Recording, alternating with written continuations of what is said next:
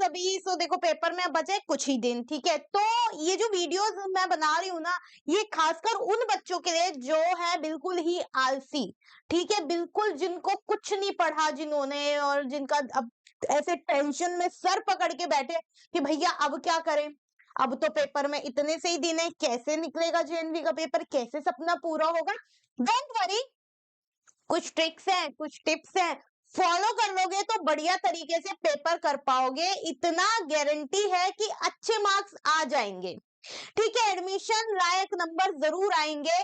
और वो बच्चे भी बिल्कुल देख लो भाई जिन्होंने बहुत तैयारी भी की है, लेकिन उनको ये टेंशन है कि यार 2.5 घंटे के पेपर में 4 सेक्शन है, किसमें ज्यादा समय लगेगा, किसको कितने समय में करे। तो कुछ टिप्स और ट्रिक्स के साथ अगर पेपर को ना सॉल्व कर लोगे तो मेरी पूरी गारंटी है कि पेपर बहुत अच्छे से आपका होगा और कोई दिक्कत भी नहीं होगी, और टाइमली फिनिश भी करोगे, रिवाइज भी कर पाओगे, सर्कल भी अच्छे से ओएमआर में भर पाओगे, ठीक है। But tips and tricks follow करनी है, उसी के लिए ये वीडियो है। तो वीडियो को देखना है एंड तक, क्योंकि बात हम आज करने वाले हैं कि भाई चुटकियों में यूं बस यूं हम कैसे सॉल्व करें हिंदी के गद्यांश को, ठीक है। 5 पूरे नंबर आपके इस पेपर से, इस गद्यांश से आते हैं, तो वो पूरे के पूरे 5 नंबर तो भाई बिल्कुल चाहिए हमें, है ना, पूरे 5 नंबर चाहिए, क्योंकि एक एक नंबर बहुत इंपॉर्टेंट होता है एग्जाम में। तो पूरे 5 नंबर आप कैसे करोगे, उसके लिए है कुछ टिप्स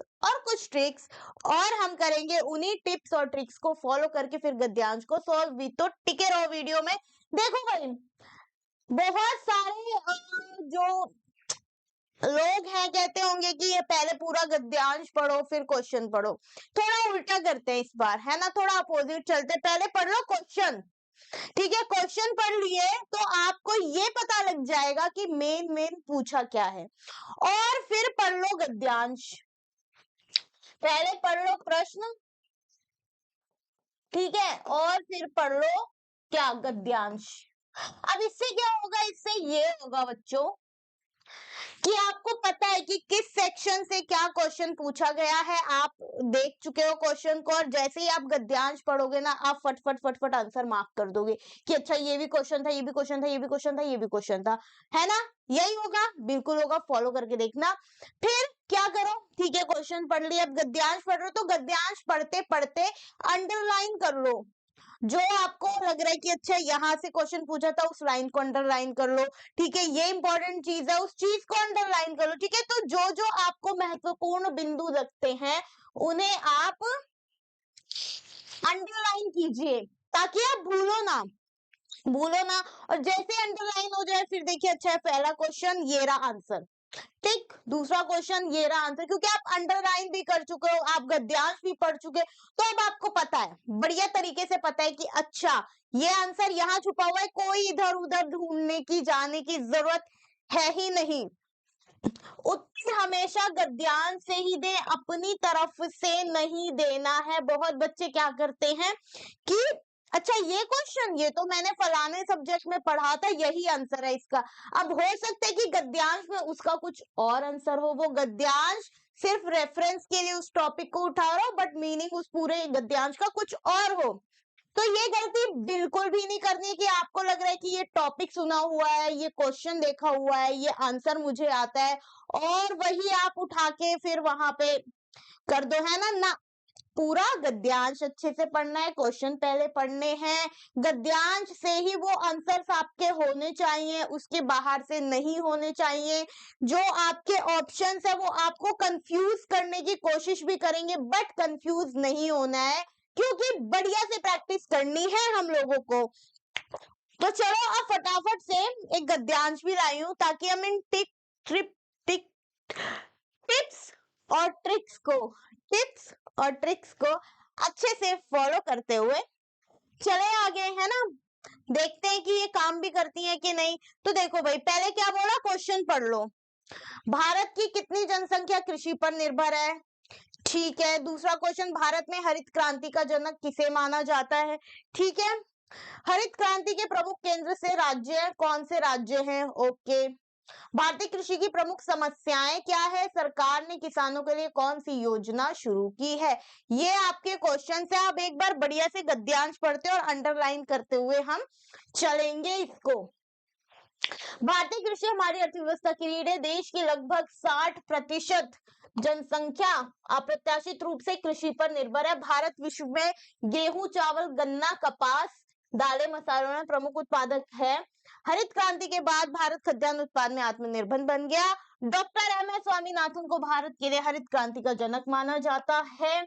उन्होंने उच्च उपज देने वाली फसलों की किस्में विकसित की। पंजाब, हरियाणा, पश्चिमी उत्तर प्रदेश हरित क्रांति के प्रमुख केंद्र बने। आज भारत विश्व का दूसरा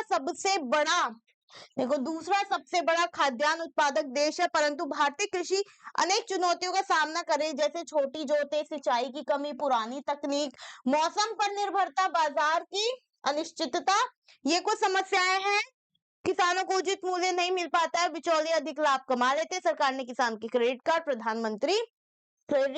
प्रधानमंत्री फसल बीमा योजना, न्यूनतम समर्थन मूल्य जैसी योजनाएं शुरू की हैं। जैविक खेती और आधुनिक तकनीक के उपयोग से भारतीय कृषि को और अधिक मजबूत बनाया जा सकता है। जो जो मुझे इंपॉर्टेंट लगा वो मैंने अंडरलाइन भी किया। अब देखो क्वेश्चन 1 पढ़ते हैं। क्या पूछा गया था? कितनी जनसंख्या कृषि पर निर्भर है? साफ यहाँ पर मैंने देखो पहले ही अंडरलाइन कर लिया था 60%, तो सी यहाँ पे ठीक हो गया। सिंपल भाई, देखो ट्रिक काम आ रही है। हरित क्रांति का जनक किसे माना जाता है? यहाँ अंडरलाइन किया था। क्या अंडरलाइन किया था? डॉक्टर स्वामीनाथन को हरित क्रांति का जनक माना जाता है। तो यहाँ पे क्या ठीक हो जाएगा? बी बिल्कुल ठीक हो जाएगा। देखो चुटकियों में सॉल्व हो रहा है, चुटकियों में। हरित क्रांति के प्रमुख केंद्र कौन से राज्य बने? आओ फटाक से देखते हैं। क्या अंडरलाइन किया था? पंजाब, हरियाणा और पश्चिमी उत्तर प्रदेश। पंजाब, हरियाणा और पश्चिमी उत्तर प्रदेश, तो सी यहाँ पर बिल्कुल ठीक हो गया। अगला क्वेश्चन, भारतीय कृषि की प्रमुख समस्याएं क्या है? ये भी कहीं ना कहीं मैंने अंडरलाइन किया होगा। देखो छोटी जोतें, सिंचाई की कमी, पुरानी तकनीक, मौसम पर निर्भरता और बाजार की अनिश्चितता इसकी प्रमुख समस्याएं हैं। अब इसमें कौन कौन सी दी है? छोटी जोतें, सिंचाई की कमी और पुरानी तकनीक। देखा कितने आसानी से मैं सॉल्व कर रही हूँ। चलो लास्ट क्वेश्चन, सरकार ने किसानों के लिए कौन सी योजना शुरू की है? ये लास्ट में ही कहीं मैंने पढ़ा था, मुझे याद है क्योंकि मैंने अच्छे से गद्यांश पढ़ा था। सरकार ने किसान क्रेडिट कार्ड, प्रधानमंत्री फसल बीमा योजना, न्यूनतम समर्थन मूल्य जैसी योजनाएं शुरू की हैं। अब इसमें कौन सी है? आयुष्मान भारत नई फसल बीमा योजना, ये वाली दी हुई है, तो बी यहाँ पर बिल्कुल करेक्ट आंसर हो जाता है। सो गाइस, देखा आपने, यूं सॉल्व किया मैंने ये गद्यांश अपनी टिप्स और ट्रिक्स को फॉलो करके। तो आप भी अगर इसी टिप्स और ट्रिक के साथ गद्यांश को सॉल्व करोगे तो आप 2 मिनट के अंदर ना उसको पूरा सॉल्व कर लोगे। और इससे क्या होगा कि आपके बाकी के पोर्शन के लिए आपको मिलेगा भरपूर समय। तो टिप्स को फॉलो करना है, ट्रिक्स को फॉलो करना है और वेदा अकेडमी को भी फॉलो करना है ऐसे ही ढेर सारी वीडियोस के लिए।